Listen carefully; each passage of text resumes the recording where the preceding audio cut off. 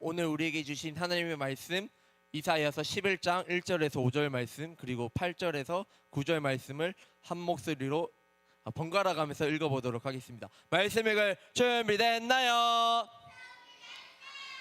준비됐나요? 네, 그러면 읽어보도록 하겠습니다. 이새의 줄기에서 한 싹이 나며 그 뿌리에서 한 가지가 나서 결실할 것이요. 시작.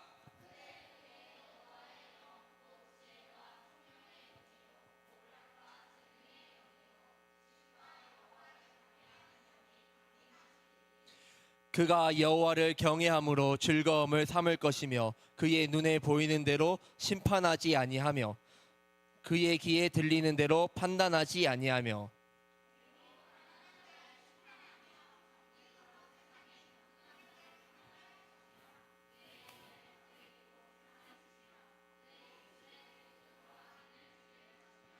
공의로 그의 허리띠를 삼으며 성실로 그의 몸에 띠를 삼으리라. 8절 읽어주세요.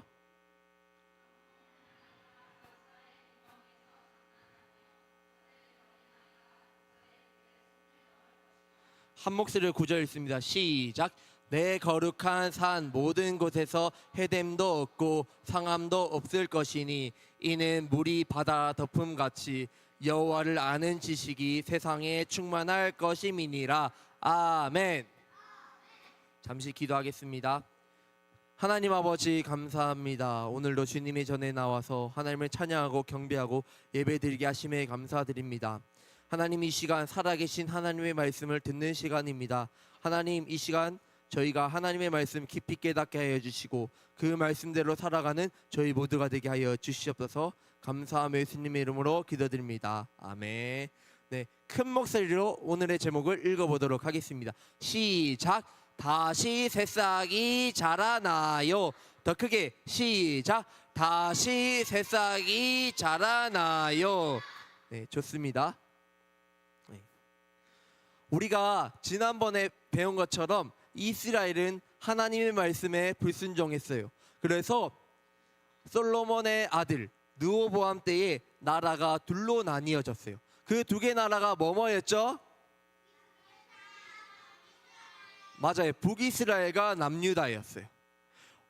네. 오늘 쓰여진 본문은 북이스라엘과 남유다가 나뉘어졌을 때예요. 근데 이때에 아수르라는 나라가 이렇게 쳐들어오고 있었어요. 쳐들어올 위기에 아수르 큰 나라예요? 작은 나라예요? 큰 나라예요. 네. 이 나라가 이 북이스라엘로 쳐들어오는 그런 위기의 순간이에요. 네. 그런데 우리 한번 생각을 해봅시다. 하나님께서 다윗에게 이런 약속하셨잖아요. 내 자손이 영원히 이스라엘을 다스릴 거야 라고 약속하셨는데, 만약 지금 이 나라가 망해버리면은 하나님의 약속이 사라지는 거 아닌가요? 아니에요. 하나님은요, 약속을 절대로 잊지 않으세요. 하나님은 이사야에게 다시 한번 1절을 통해서 말씀하세요. 우리가 1절을 한 목소리로 읽어보도록 하겠습니다. 시작. 이새의 줄기에서 한 싹이 나며 그 뿌리에서 한 가지가 나서 결실할 것이요. 아멘. 그렇다면 여기서 이새는 누굴까요? 맞아요. 다윗 왕의 아버지예요. 하나님은요, 다윗의 가문이 무너지는 것 같아 보여도 그 줄기에서 다시 새싹이 나게 해서 계속해서 이어지게 할 거예요. 사랑하는 유모 친구들, 지난주에 이거 뭐였죠? 그루터기. 예, 그루터기 기억나죠? 그루터기가 뭐였어요? 맞아요. 나무가 다 잘리고 남은 밑동이. 겉으로는 이거 이제 끝난 것 같아 보여요. 이제 희망이 없어 보여요. 그런데 하나님은 이러한 그루터기에 이렇게 새싹을 자라게 하시는 분이에요. 이스라엘 백성들에게 더 이상 희망이 없고 소망이 없는 것 같아 보여도 하나님은 이렇게 말씀하세요. 나는 너희들을 버리지 않았다. 다시 시작할 거야 라고 말씀하셨어요. 여기 나오는 이 하나님께서 말씀하시는 그 새싹이 누굴까요? 바로 예수님이에요. 그 새싹이 누구라고요? 예수님이에요. 하나님은 예수님을 이 땅에 보내셔서 이스라엘뿐만 아니라 온 세상을 다시 회복시킨다고 말씀하셨어요. 사랑하는 연부 친구들, 이 세상의 왕들은요 점점점 높아지려고 해요. 그리고요 다른 사람에게 섬김을 받으려고 해요. 그리고 심지어 다른 사람들을 이용하기도 하고 그 사람들을 괴롭히고 힘들게 해서라도 자기가 더 좋은 것을 받으려고 해요. 얻으려고 해요. 가난한 사람, 힘든 사람도, 약한 사람들도 괴롭혀요.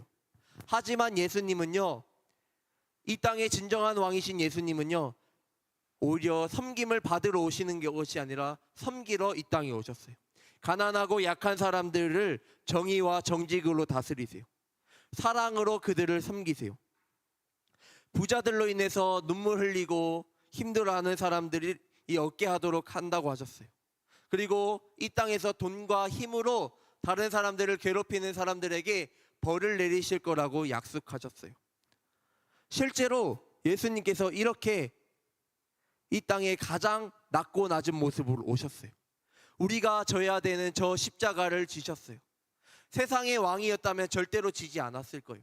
그리고 십자가에 졌다 해도 세상의 왕의 기준이었다면은 이 못을 다 빼고 야 너네 뭐 하는 거야 라고 했을 거예요. 그렇지만 예수님은 우리를 살리기 위해서, 우리를 섬기기 위해서 끝까지 십자가를 지셨어요.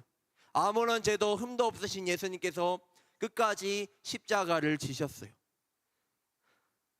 그래서 부활하셔서 죽음을 이기시고 지금도 우리 안에서 다스리시는 왕이세요.